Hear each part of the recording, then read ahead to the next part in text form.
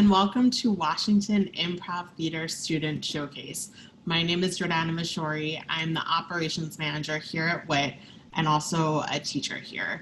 A few months ago, when things got crazy and everyone went inside, we here at WIT started to improvise and began to offer some of our classes online. And what you're about to see is the culmination of one of those very first classes. It's my premise-based improv class. It's a group of 14 students from not just DC, but also New York and Ohio. And we spent 4 weeks learning improv from the comfort of our homes. And this is the showcase at the end of it, showing some of the stuff that they had learned and showcasing all of their hard work. What you're about to see is 3 different groups. Between 3 and 5 people, and these shows are going to each be inspired by a word. That word is usually found just by picking up a book, finding a random word. That word in turn will then inspire a true life anecdote, something that actually happened to one of them. And then that story in turn is going to inspire the scene. So each and every scene will begin with a premise, a clear kernel from the story of something that tickled them, something that they delighted in, that they will then use to launch themselves into this scene. On a personal note, getting to work with these students over the past month was a real treat for me, a real joy. In these tumultuous times, getting to see people creating and laughing and connecting and enjoying each other was a real joy and honor. And I really thank them for selfishly bringing that to me, but also, for everyone's hard work and dedication to coming together. We here at WIT are, in addition to this, are offering other classes. We're doing shows. You could find out more information about both our classes and shows at witdc.org. We are also offering free Improv for All workshops, which basically brings the joy and creativity of improv to people who've never done it before across DC and frankly anywhere, because we're all just at home these days. But you could also check that out at witdc.org if you want to spend 2 hours in a Zoom room with people just having fun and creating and collaborating. Also, one last note, with the cancellation of WIT's annual fundraiser and the suspension of our in-person shows and classes, your donation helps give WIT a lifeline. So by making a donation, you enable WIT to continue to bring connection and laughter to DC at a time when folks are really feeling isolated, at a time when we need joy more than ever. So check us out at witdc.org/give and donate if you're able. Once again, that's witdc.org/give. So sit back, relax, and enjoy my amazing students in their showcase. Thank you so much.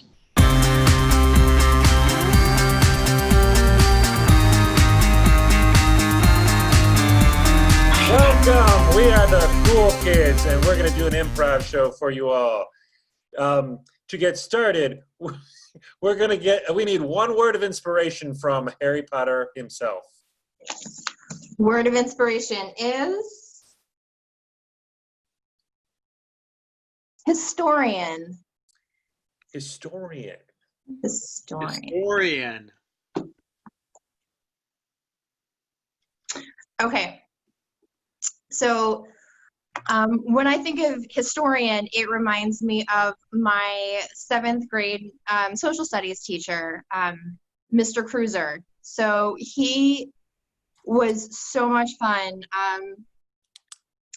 He was kind of, in my school, I went to school when there was still like a difference between like elementary school went through 6th grade, and then you had like junior high for 2 years, which was 7th and 8th. And then high school was 9th through 12, like middle school wasn't really a thing yet. So everybody would come into junior high and hear all these stories about Mr. Cruiser, who was just like the fun, zany, crazy social studies teacher. Turns out a lot of that was because he was an alcoholic, but nobody in 7th grade knew that. But he ran the history club, the 7th grade history club, and every year we got to go on like, it was the only time that like being in the history club was like, it was like the cool club to be in 7th grade. And at the end of the year, we always went on a big field trip, the history club field trip.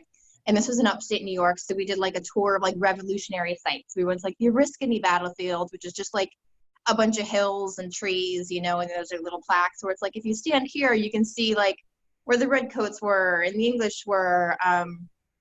And then we went to this one fort. It was Fort Stanwix. And it was actually, when we learned about it during school in Revolutionary history, it was like a really cool battle. It was a really cool fort. I was really excited to go. And then they had the like interpreter there, you know, who was kind of like walking us through and giving us like, you know, the tour, and she was in the costume, and she was like the biggest bitch. Like, you know, these tours are supposed to be like really like friendly and stuff and like engaging, and she would ask questions. And I don't remember what the exact question was, but I remember she asked something and I answered it, and it was just the tone of her voice. She was like, well, no, that's not what they did in the 1700s. And I just remember being this 12-year-old being like, you're not supposed to talk to me like that. Like, and that memory of like this trip and just being in this battlefield and this like middle-aged lady dressed, you know, in like one of like this big like floppy peasant hats and like an oversized apron and probably like leather wooden shoes or something, I don't know. And she was just like being so rude, and I was like, you don't get to do that. You know, if your life is spent as a reenactor and you're in your 50s, like, sit down, lady. Like, so that's what I think of with history. Very nice. Thank you. Thanks.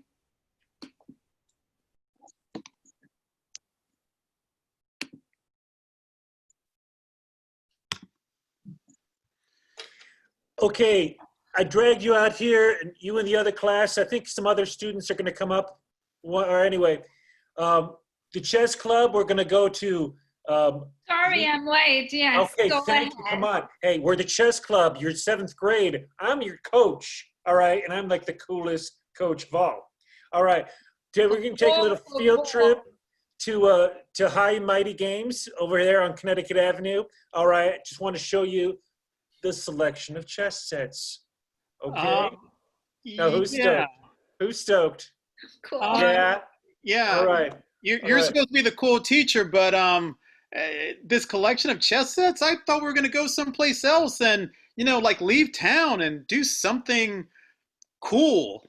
Well, Gavin, you're such a bummer. Like, chess is cool, right? We're gonna fucking slay that night, dude. It's gonna take 4 hours. I'm gonna sit here. got it, Rachel. I love your attitude. That's cool. See, you could learn something from your classmate, man. Yeah, but she's high right now. You realize that, sir? Whoa, I'm high on life, dude. Just like, yeah, some substance helps me achieve it, but then, you know, in the end, I'm just high on life. Well, I was going to say, I'm not late, am I? I hear that I want to be on the coolest field trip in all of high school. okay, no, you're late. You're late, but it's cool. It's fine. The bus is there. We're about to get on. It's We're gonna play chess in the bus. But we're just going downtown. In the We're bus? not going anywhere. guys, I'm feeling a little itchy right now. I gotta go check what's happening in the back in my sedan. So you guys don't go anywhere. Just stay here by the bus. I got an itch in my nose. I'll be right back. Got a coke attack. You know? Wait, hold on. No, Mr. Jefferson's the coolest teacher. He can't be on drugs. Cool people don't do drugs. Cool people play chess. This is the coolest club in high school. Whoa, It cool people absolutely do drugs all the is. time, dude. Cool people do drugs all the time. Cool. That's when you realize that your mind is bigger than what it is. Okay, don't listen to Rachel. She's completely high right now. And All no, right. our Who's ready professor to would never checkmate? know. You know what I'm saying? Who's ready? Are you ready? Yeah. Okay, maybe he did not. In white scene.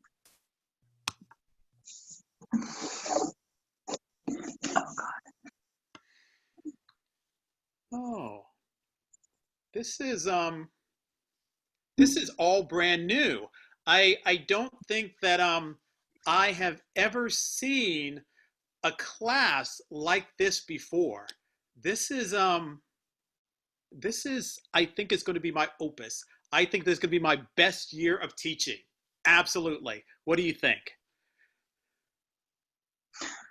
I mean, I think seventh grade is sort of not supposed to be fun, but if you can sell me on it, I guess so.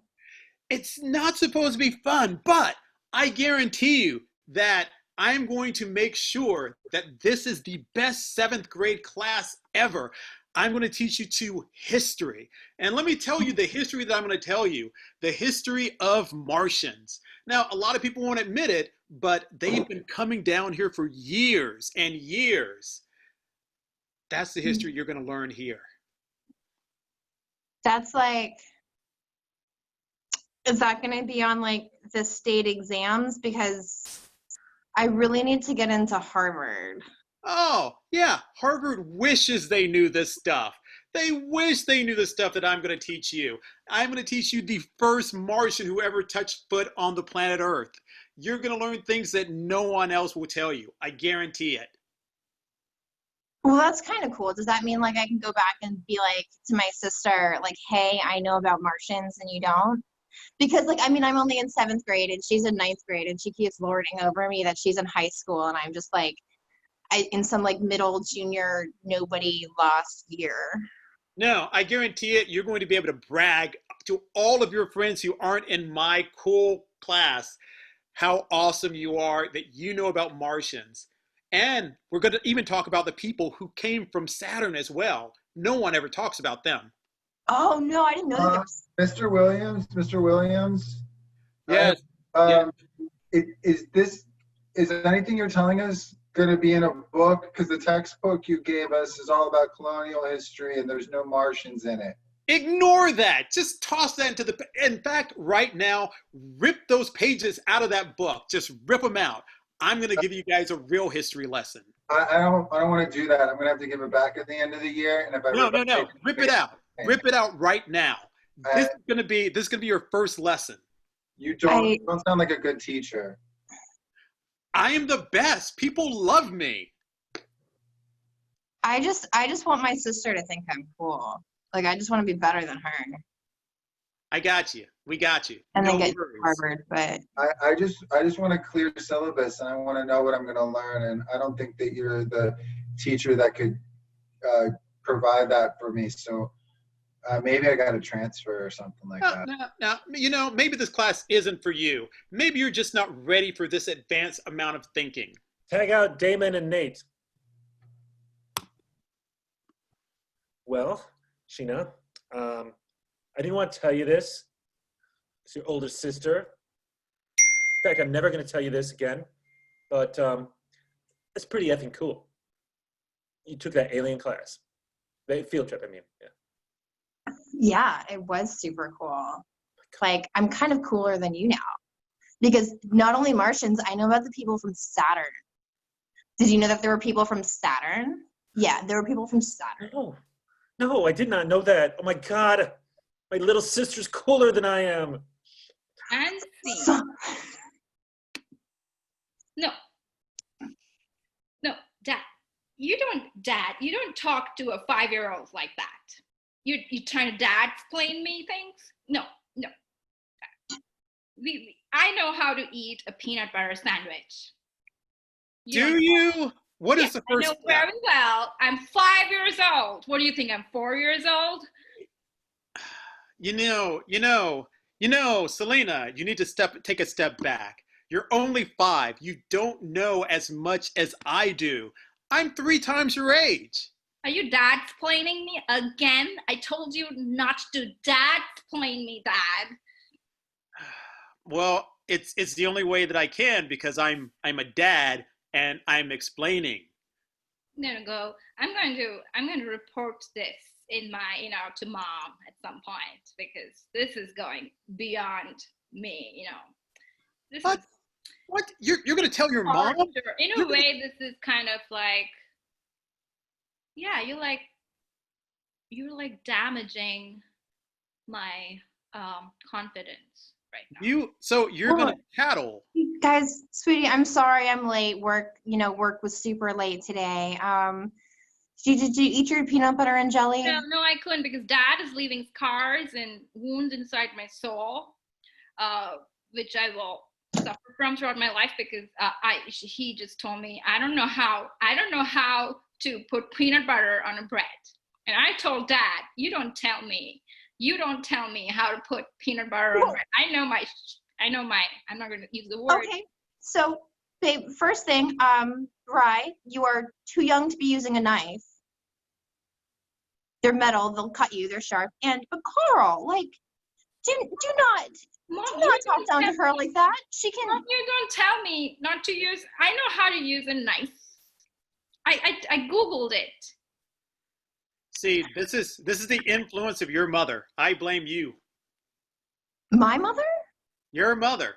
I blame Hey, you. Damon and Megan, cut to the sandbox at Rise Elementary School, or Selena's elementary school. Look, I'm in 2nd grade. By the time you reach my age, you won't take any flack from your parents, okay? You shouldn't. They leave scars at you. Make sure they don't force you to eat anything. I know my shit. Sorry. Mhm. Back to Rye, Selena back with her parents.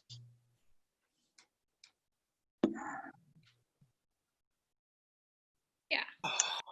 I have friends. I have role models in school, and I know how to deal with stuff. We finally let you start using the knife, okay? That does not mean that you get to, like, go out back and use the chainsaw. I'm sorry. I don't know which book of parenting you guys are following because you guys are mean.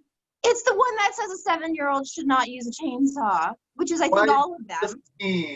Wiping the scene. Okay, kids, gather around. It's Colonial Williamsburg, where you can go and pretend like it's 1970. Yippee! You're all so young and you have your lives ahead of you. You have a question? Yeah, why do you have, like, those weird shoes that are, like, leather and wood, but also, like, really uncomfortable looking?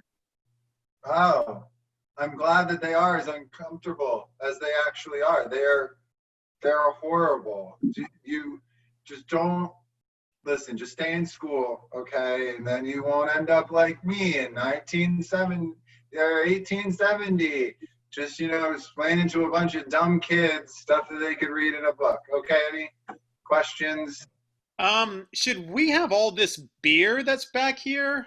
Was this part of colonial times, Coors?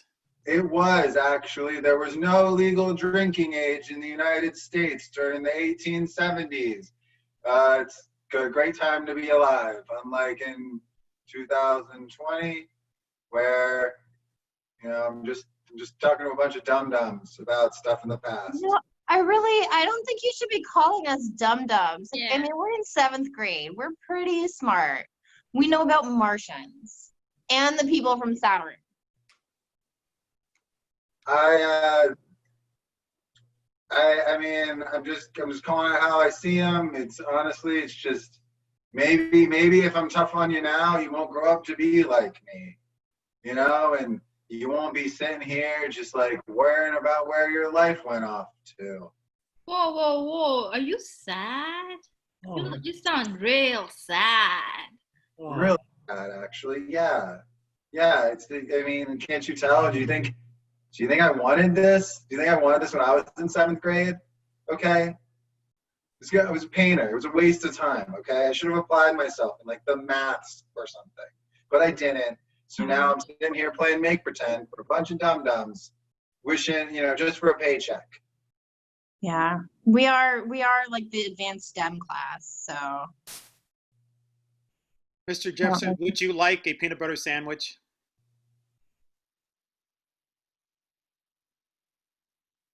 I don't know who Mr. Jefferson is. I'm just a guy who works here at Williamsburg. This kid is clearly a dum-dum. Let's go get some of that Coors from, like, back behind. Yeah, it's just. I'm down for that. This guy is That's so our show. Woo!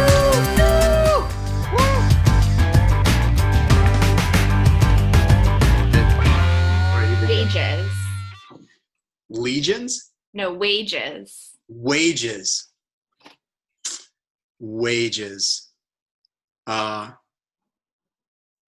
Wages makes me think of my first job and how.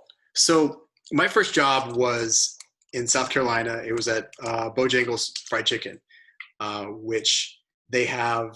At the time, it was only in South Carolina.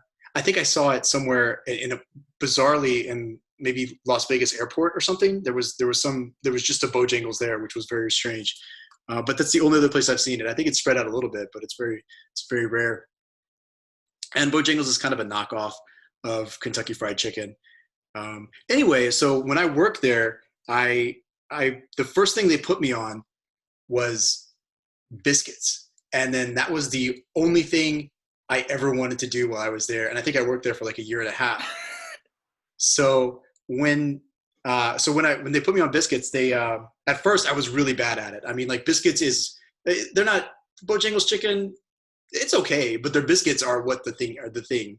And it's not just biscuits. It's also like Bowberry biscuits, which is just a biscuit with blueberries in it that you put, I don't know, like sweet stuff on top. Anyway, so every once in a while, they would try to put me on another station. So in the back, you have different stations, and you have one where you're breading the chicken, and then one where you're frying the chicken. And basically, I never wanted to leave my biscuits. I always, because I got really good at it, and it was the only thing I was really good at. And so what I would do is they would put me over for breading the chicken, and I would just be really slow at it, until the manager got really upset and just like, just go back to biscuits, go back to biscuits. And then they tried me again at frying, and what they tried to do was put me in during a slow time, so like, okay, now he's going to learn how to fry the chicken, which is basically, putting stuff in the vat and then taking it out and then to fry. But turns out my friend showed me how to make donuts out of the biscuits. So you take a biscuit, uncooked, you poke a hole in it, and you stick it in the fry bin, and you fry it up, and it makes a really good donut. Oh, and the sweet stuff that you put on the Bowberry biscuits, you put on the donut thing, and it is really good. Anyway, so yeah, I worked there a year and a half. I only had to bread chicken twice, and I only had to fry one time before they decided, like, okay, this guy's only doing biscuits, and I only ever had to do biscuits. Great, thank you.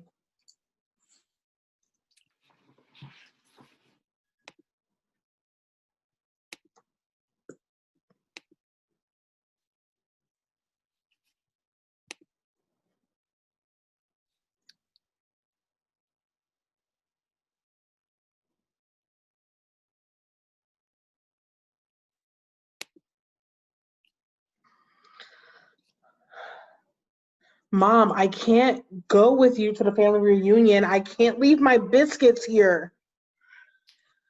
Oh, sweetie, the biscuits are going to be fine. They're fine. I mean, we left them for 30 minutes to rise, and we just have to go to the reunion, and we'll come back and see them.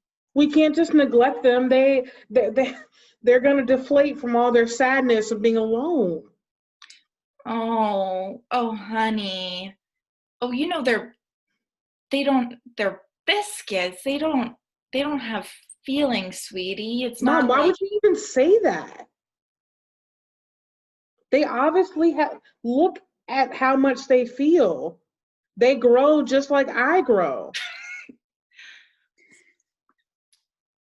Where did you learn this? Mom, I know you like biscuits, but this type of obsession, really, I didn't know that you had this love for your baked products. well, Dad says that I get my empathy from him. That's probably it, because when I see a biscuit, all I think about is eating it. I think that's what most people think. Mom, there's so much more than food. Why can't you see their value? Well, I was raised in a school of thought that food is for eating, not for talking about, not for empathizing with. So we're going to go to the family reunion whether you like it or not. I And can't go. you know what I want you to do? I want you to take those biscuits and feed at least one to the dog so you can see that they don't have feelings, they're not going to squeal, it's going to be fine. I can't just do that. They're not just like disposable things that you can just make into dog food, Mom. They have so many different types. Like some have bowberries in them, and some have faux berries in them, and other ones, have holes in the middle and are like biscuit donuts. Like they're not fungible. I can't just feed it to the dog. We have to respect who they are as biscuits. Janice, I'm going to need to talk to your father about this because this has gotten way out of control. I mean... Tap out, Sammy.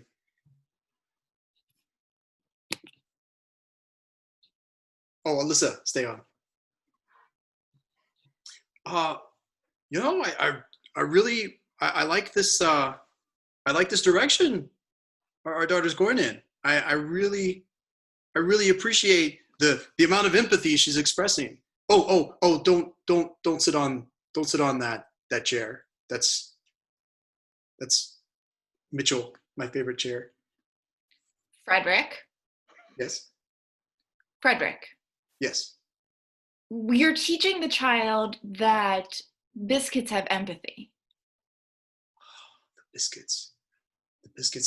There's so much more to empathize with a biscuit. With my chair, it's cold and unloving, but with the biscuit, it's warm. You can almost hug a biscuit. When we got married 35 years ago, we said for better or for worse. We didn't say for inanimate object will we teach our children to empathize with. Where is this coming from? The church just hasn't gotten to that point yet. The church is so...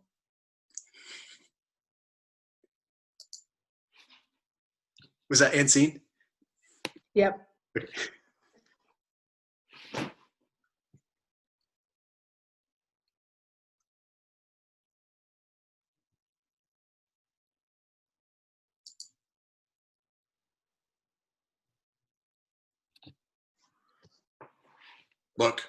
Look, I know when I started as president, you thought, hey, that guy would do a lot of things. But no, I just want to golf. That's all I wanted to do. I wanted the sweet courses. I wanted to go golfing when I could. Sorry, Miss Secretary of State. No,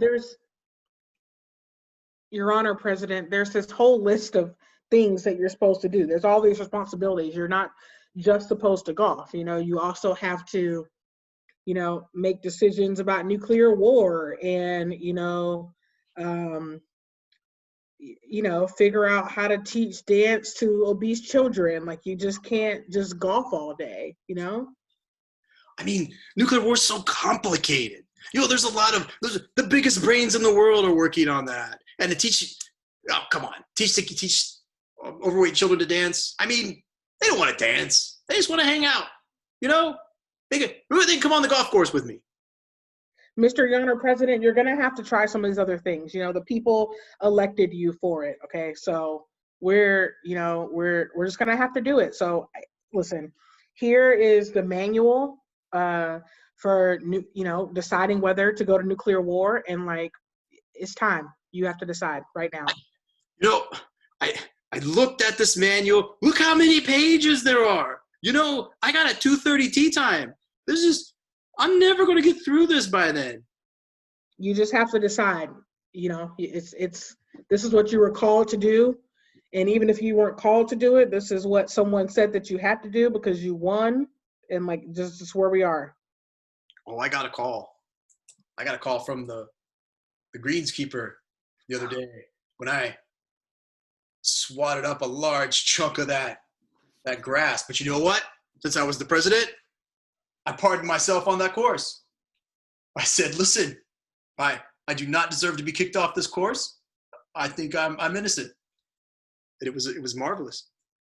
Okay, maybe nuclear war was too far. Let's start with something simpler. Okay, you're gonna have to bless the turkey, before Thanksgiving. Turkey. You know, This is an entry level presidential job. yeah, it's an animal. Turkeys are complicated. You don't have to think about the turkey. You just got to stand in front of the turkey and just be like, bless you, turkey. We're about to eat you. And that's literally all you have to do, The whole blessing thing. When I'm on the golf course, I curse Oh my God. a lot. A lot. I have no business blessing anything. You don't understand the filth that comes out of my mouth when I slice a shot over into the forest. You can't pardon a slice shot. We're non-denominational. Like, you can bless it any way you want. Like, if you feel moved by the unoffensive non-denominational spirit to curse while blessing the turkey, like, you can do that. You just gotta do it. I mean, honestly, I would send that turkey straight to hell. Like, I would really fear for what would happen to that bird on television and stuff like that. I'm a much safer president on the golf course. Trust me. You don't understand what kind of damage I could do to a turkey. Just I'm worried. I'm worried about that. Okay, listen. You don't want to bless the turkey. You feel too inadequate to declare nuclear war. All you have, the most simplest task as a president, just all you got to do is speak into this microphone and just say, my fellow Americans. Like, if you can do that, then we can keep you as president. Just, that's all you got to do. That's a heavy 3 words. Oh man. My fellow Americans. I don't know all of them. You just said them. You just said them. You just. End scene.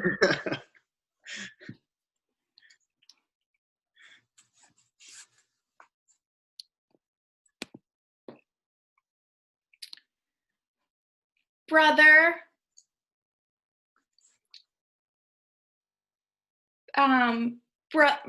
Brother Benny, why are you mowing the grass so slow? Looks like you're not even walking. You're doing it so slow.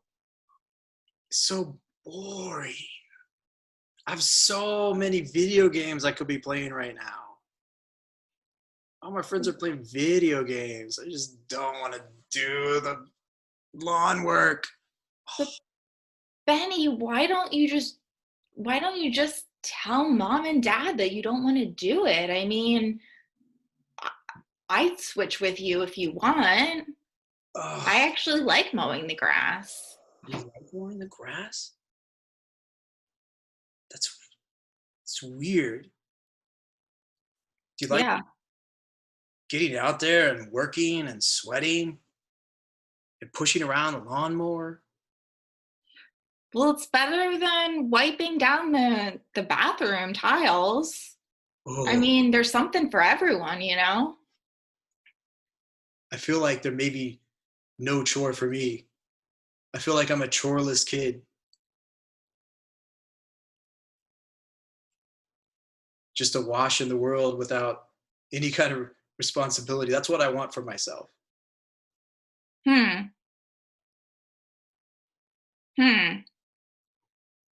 No chore speaks to me like the grass speaks to you.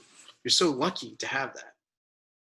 I do have that. I've always known that about myself. Ever since the first day that mom and dad told us that we were going to have chores, I knew that cutting the grass was my thing. And whenever I get to do it, I say, cutting the grass.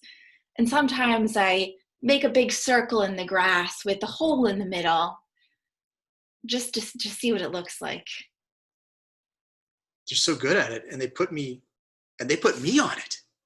Yeah, that's why it's confusing. what kind of parents do we have? I think our parents don't want to do the chore of being parents. I mean, really, if they were leaders of this household, then they would see where my skills were aligned, where your skills were aligned, and delegate us appropriately. I probably wouldn't be so confused. You would probably be on the path to a future of success. What do we do? Right now, though, I mean, I know that you're having trouble in school. You know, you don't see what's in the future for you. You don't know what your true interests and passions are other than video games. Right. And that's just the default, you know? That's a given. I'm an 8-year-old kid. It's all about the video games. I think I think we're gonna have to fire the parents. Yeah. Fire the parents. Maybe we can write a letter to grandma and grandpa. Let them know that they're not doing their job. And we'll see if we can run things better around here, huh? You're so brilliant. Yes. You don't go to the boss. You go to the boss's boss. And that's our show.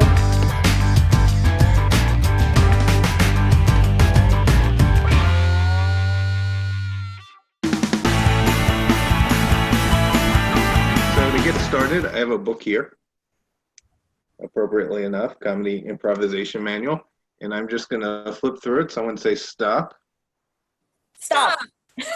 All right, so we're on this page, and I picked this word, and that the word is we, which is not a good word, so I'm looking down.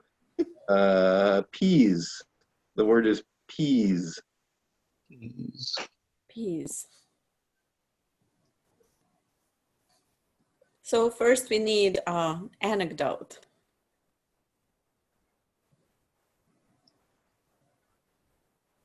I've got an anecdote. So a number of years ago, when I kind of got out living on my own and became self-sufficient, one of the things I was able to do was fly out to visit my grandma, who was out on the West Coast at the time.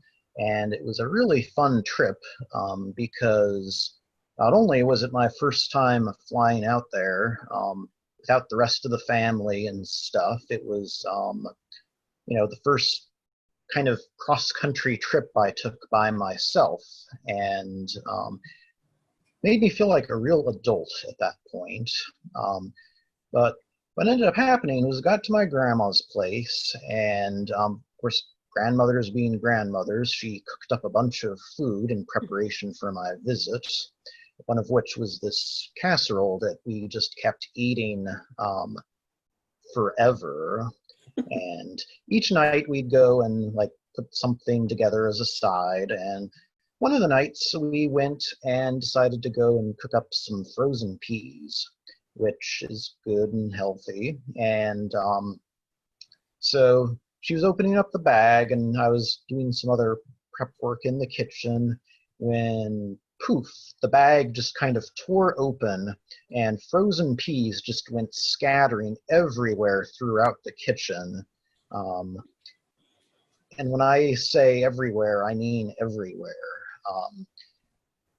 We were finding them on the floor, on the counter, and unbeknownst to us, till we started getting an odd smell in the kitchen after 2 or 3 days, they also ended up in some of the drawers that had been open at the time. And we didn't discuss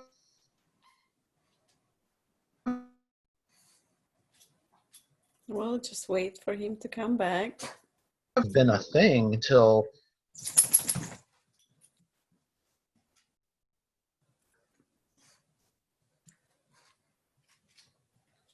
All right. Uh-oh, Court's frozen.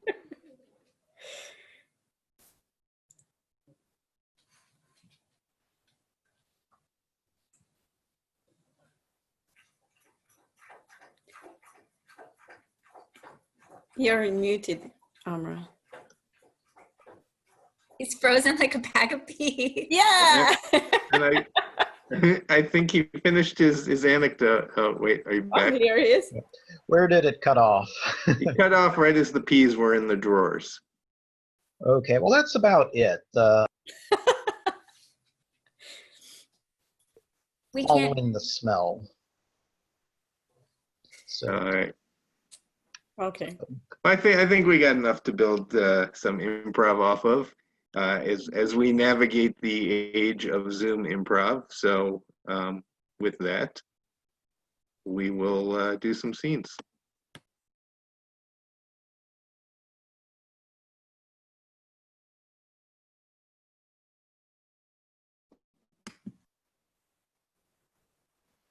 Mom, how many days are we going to eat this casserole? We've been eating the same casserole for 23 days now, and it's getting ridiculous, and I just wish you would make something else for dinner. Anything at all, please, Mom? Well, Sonny, it doesn't smell, does it? I mean, it's, I can't even tell anymore. I've been eating the same casserole for so long. Everything smells like casserole. Yeah, it doesn't smell. So, don't worry about it. As long as it doesn't smell really bad, you can still eat it. I mean, I wasn't worried about it being unsafe, but it's good to know. But I'm just, like, can't we order a pizza? Like, is that just order a pizza just one time? That would be wasteful. That would be so wasteful because, I made this casserole. I spent hours making it. It's got peas. It's got carrots. It's got meat in it, nice ground beef. I mean, it's just this amazing casserole that really just covers all of the food groups. I mean, it does. I'm not saying it's a bad casserole. I'm saying we've been eating it night after night after night. I just want to change. Just one night, Mom. That's so sweet that you want to change, honey. When we're done eating this casserole, I'll make a fresh casserole, okay? That's not a change. That's just more casserole. And also, I don't think we're ever going to be done eating this casserole. There's still so much of it left. Don't worry. Well, I'll make something completely different, okay? I was thinking maybe like a chicken and broccoli casserole. It'll be great. I mean, that's a different kind of casserole, but it's still like, can't we get Chinese food or steaks? Can we make steaks? We can do these things ourselves. We can just make food at home, and I make such great casseroles, right? We cut to mom and daughter at the daughter's 8th grade first day going to school. Hey, Mom, I know that you made these pants for me, but now that I'm going to 8th grade, I really think that maybe something that goes down to my ankle finally would be good. Oh, sweetheart, I made those for you. I put in so much effort, and look, they still fit over your hips. Yes, Mom, but I've been wearing them since 1st grade, and the kids are starting to laugh at me at school that I always wear only these pants. Oh, honey, I've put an elastic in them, and they look so cute on you. They're your favorite color from when you were a little 1st grader. But Mom, I'm not a 1st grader anymore. I'm going to 8th grade now, seriously. Oh, that's so sweet that you want to grow up. But you're still my little girl. Mom, I can't stay your little girl forever. We don't want to be wasteful, honey. And, I'm so glad that you still have the same friends and eat the same food. So let's just continue, wearing the same pants. But Mom, there is a big hole on the bottom, on my bottom now, and it needs to be fixed. Oh, honey, I can't see that hole. Don't worry about it. If I can't see it, then don't worry about it. Don't worry about it. You And kids these scene. days.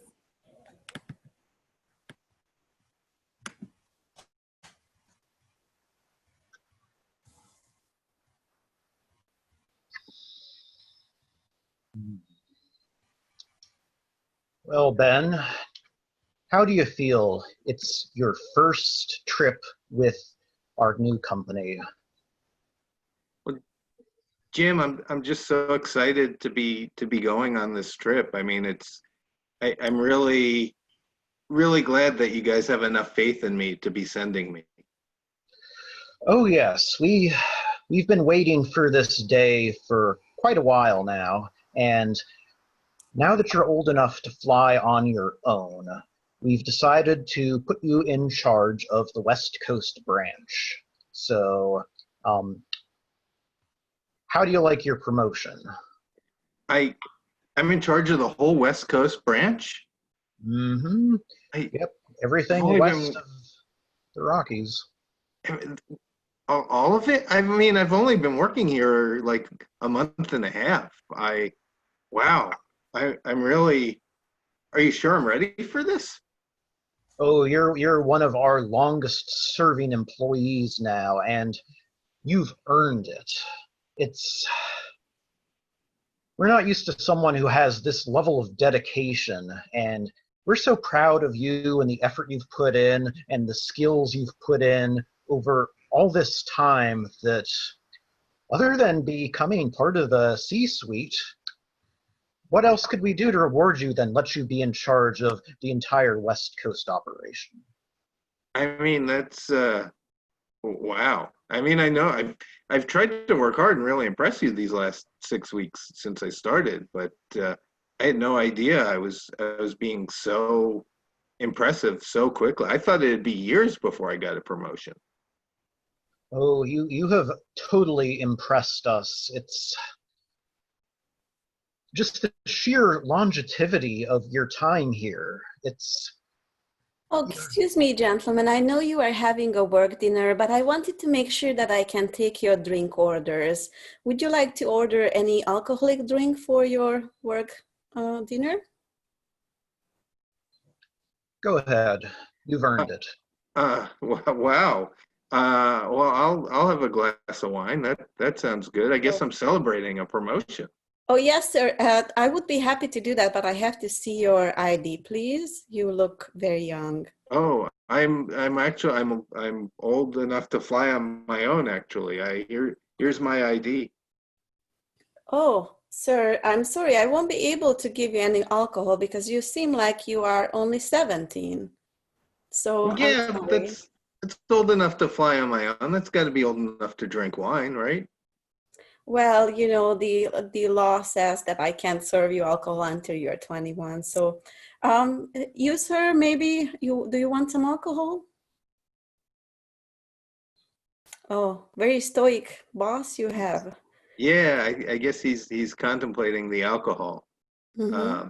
But So tell me more about this promotion that you're having. he's put me in charge of the whole West Coast, right? I Wow. mean, like you don't put someone in charge of the whole West Coast and not give them a glass of wine. That's what I think.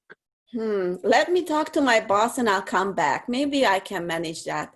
In the meanwhile, sir, would you like some alcoholic drink while I'm coming back? Yeah, I'd spaced out there for let's see, your finest vintage glass of milk, please.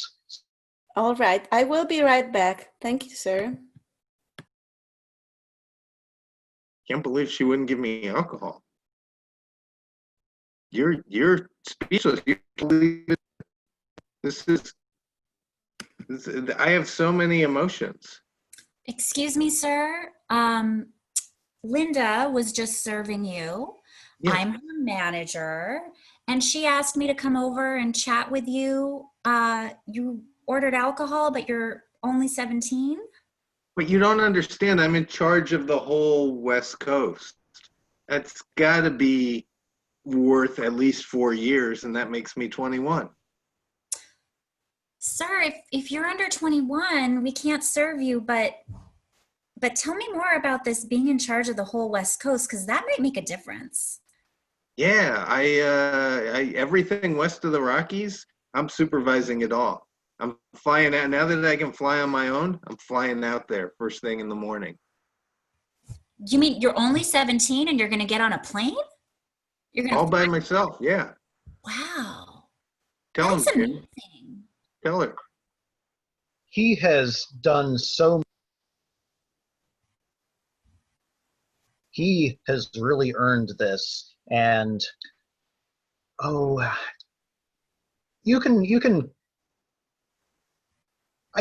can vouch for him. He's a very trustworthy young You're man. going to vouch for him? Well, Absolutely. if you're going to vouch for him and if he's the head of the whole West Coast and he's flying out all on his own, I'm going to make sure that Linda comes back here with a drink and your milk. Magnificent. This promotion is already paying off for me. Can't believe she's getting me a glass of wine. Glass of wine and a trip on an airplane. Just imagine in a year or two, I think you'll be running this whole operation. Oh, I can't wait. Here are the celebratory drinks for you, the vintage milk, and for you, sir, congratulations for your promotion. Here is the glass of wine that my manager approved. Congratulations. Thank you. Very excited. Cheers. And scene.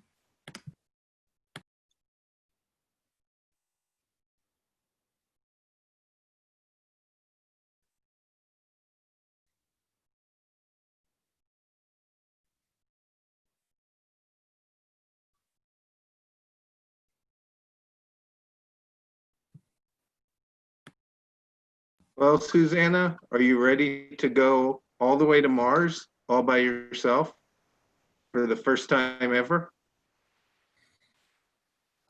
I've been in training for this. As you know, boss, I've been training for a while, so I'm ready. I mean, I went to flight school. I have my engineering degree. I'm ready to go. I've got my spacesuit.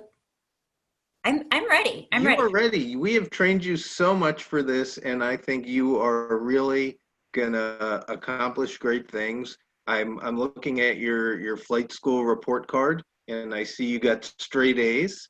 That's good. And I think America is going to be proud to have you flying solo to Mars. I am so honored. I just wanted to ask, is it okay if I didn't want to bring this up earlier, but I brought some plastic bags, a bunch of plastic bags, because I tend to get motion sickness.